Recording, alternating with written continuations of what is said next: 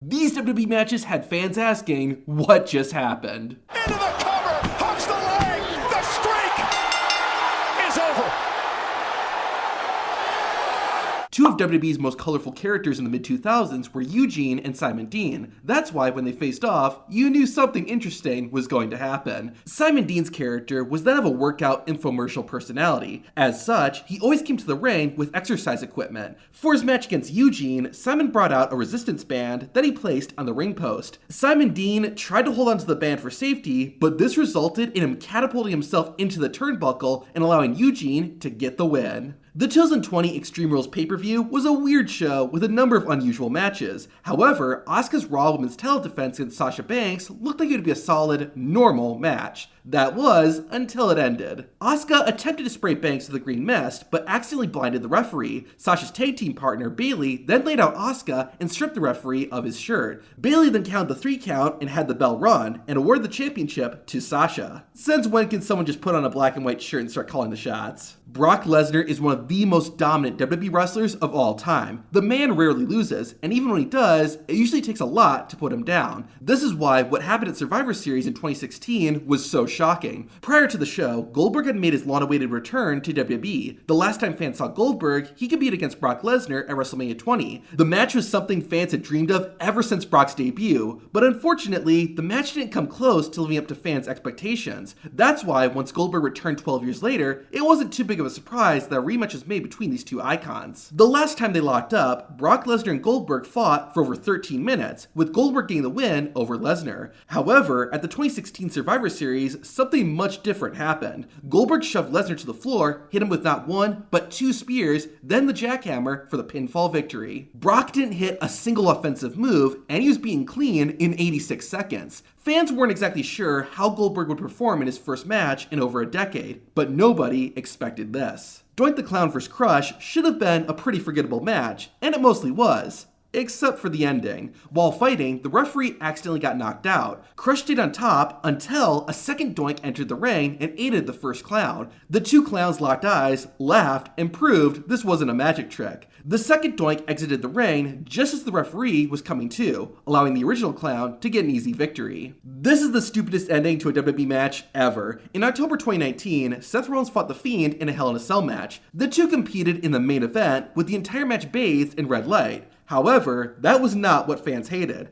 After going at it for a while, Rollins hit his finisher, the stomp, but ended up hitting 5 more, as well as a pedigree. In wrestling logic, hitting 7 finishers should get you the win, and maybe even kill your opponent. However, after all that, The Fiend still kicked out at 1. Rollins then hit 5 more stops and even started using weapons, but got another 1 count. Despite the craziness of hitting multiple finishers and The Fiend still kicking out, nobody expected the ending. Rollins eventually pulled a sledgehammer out to try and put the Masked Menace away. While this was a Hell in a Cell match, the referee still called for the bell after Rollins used the sledgehammer and ended the match. This clip sums it up best. You may not ask me back for another one of these, but how the hell do you get DQ'd in the hell Did he in get the DQ'd or the refs frickin' just stopped the cell? match? At Backlash 2017, the United States champion Kevin Owens had a tough challenge ahead of him. KO was defending his title against AJ Styles. Owens, though, used both the rules and the environment to his advantage. While fighting on the announcer's table, Kevin Owens swiped at AJ, causing Styles' right foot to fall through a hole and get tangled in wires.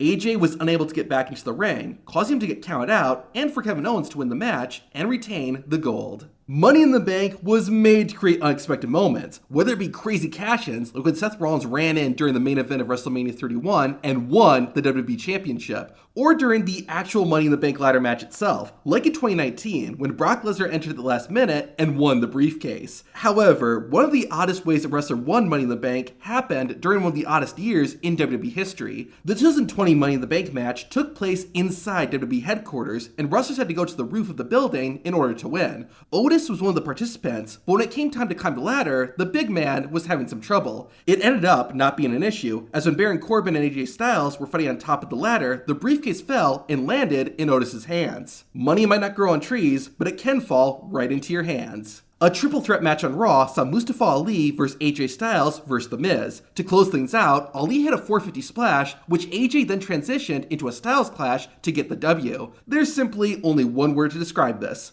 awesome. Almost a year after their legendary WrestleMania match, Hulk Hogan and Andre the Giant went at it again. Hogan was still the WWE champion, raising the stakes even more. However, and that was sell the WWE title. The buyer was the $1 Million Man, Ted DiBiase, but it gets even stranger. After the sale, an identical looking referee ran into the ring and confronted the other referee. It turned out the corrupted referee was Earl Hebner, and the real referee was his identical twin, Dave Hebner. Hogan, though, didn't seem to care, and both referees had a rough night. It's always cool when wrestlers find unique ways to win matches, and Kofi Kingston was using his thinking cap when he fought Dolph Ziggler in a steel cage match. Throughout the match, Kofi made multiple attempts to escape the cage, but Ziggler always thwarted them. However, after Ziggler nailed Kofi in the face with his boots, it looked like the show-off had the match won. Then, at the last possible moment, Kingston leaped over Ziggler and out of the cage. For real, Kingston's feet touched the ground 2 seconds before Dolph's did. But that didn't matter. Kofi Kingston was literally leaps and bounds above Dolph Ziggler. This is the oddest way someone lost a match in WWE history. In his third WrestleMania match, The Undertaker fought Giant Gonzalez. Even though Gonzalez was taller than Undertaker, the Giant still resorted to dirty tactics. While distracting the referee, Giant Gonzalez's manager threw a towel soaked in chloroform into the ring. Gonzalez then smothered The Undertaker with it, and eventually, the referee was forced to rule the match a disqualification. I told you this is the oddest way someone lost a WWE match. WWE matches in 1993 had some really bizarre endings. During the 1993 Royal Rumble match, it came down to Yokozuna and the Macho Man, Randy Savage. For some reason, after hitting a signature elbow drop, Macho Man decided to go for a pin. Obviously, there are no pinfalls in the Royal Rumble, and Savage should have known this since he had just eliminated someone a few minutes earlier. Making matters worse, Yokozuna launched Randy Savage over the top rope, allowing the 500+ pound wrestler to win the entire match. It wasn't a good ending, but it was unexpected. At the 2013 Royal Rumble pay-per-view, CM Punk walked in with a 434-day WWE Championship reign. However, Punk was arguably about to face his greatest challenger yet, The Rock. Despite Punk's best efforts, the Great One was closing in on the win. But then, the lights went out, and when they came back, The Rock had been put through a table. Even without seeing it, it was clear the attack was orchestrated by The Shield, who had been working with CM Punk. The match was ultimately restarted, and this time, there was no escape for Punk. That wasn't the unexpected part though. What was unexpected was that the move that ended CM Punk's historic WWE Championship reign was a measly people's elbow. Don't get me wrong, it's a cool move, but it looks weak. With a title reign as long as CM Punk's, you would think it would take some huge move or big finish to end his reign, but nope.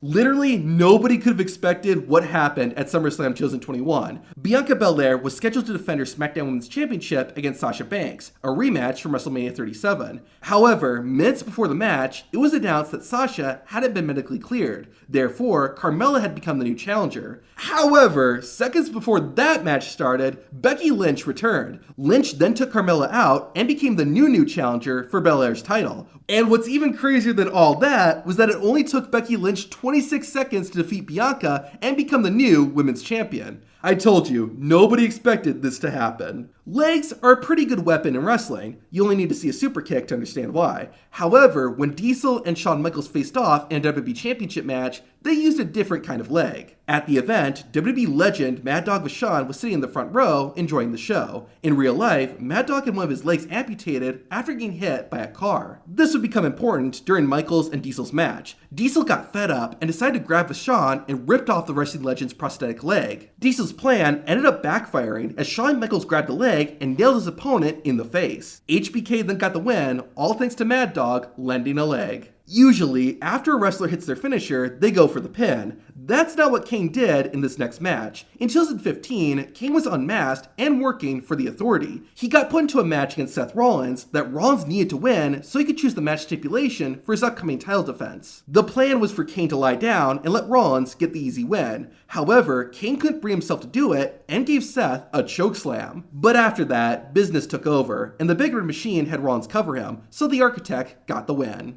At least Seth Rollins sold the chokeslam, because not everyone does. To see wrestlers no-sell finishers, watch this video.